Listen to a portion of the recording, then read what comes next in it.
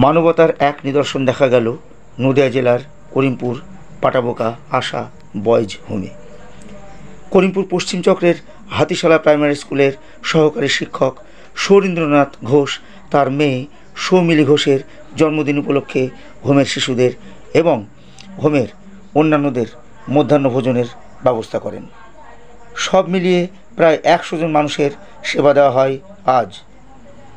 প্রচার বিমুখ এই মানুষটি সংবাদ মাধ্যমকে জানান যে তিনি এই কাজ করতে পেরে ভীষণ খুশি। সমাজের মানুষের কাছে তিনি আবেদন রেখেছেন এই ধরনের কাজ করবার জন্য। নদিয়ার করিমপুর থেকে বিশ্বজিৎ রায়ের রিপোর্ট, পলাশী নিউজ।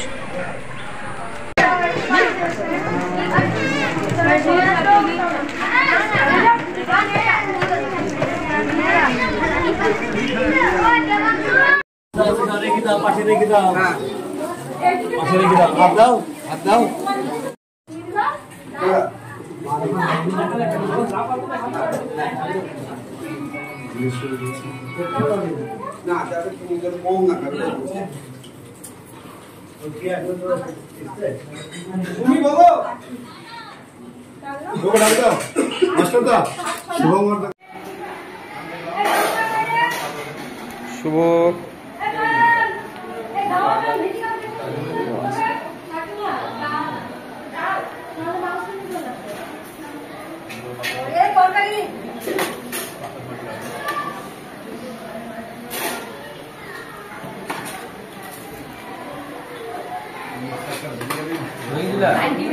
জল পড়ছে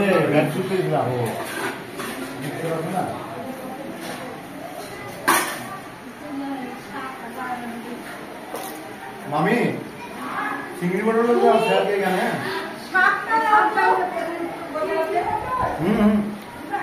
স্যারকে দাও।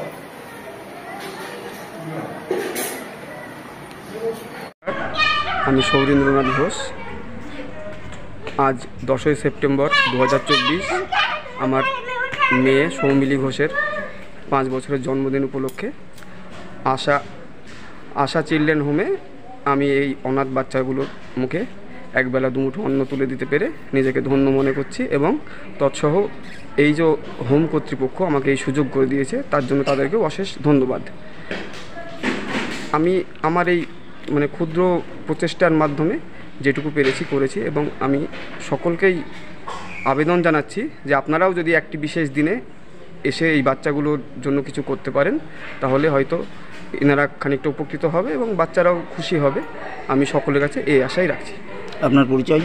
আমি সৌরীন্দ্রনাথ ঘোষ, আমি একজন প্রাইমারি শিক্ষক, আমার করিমপুরে।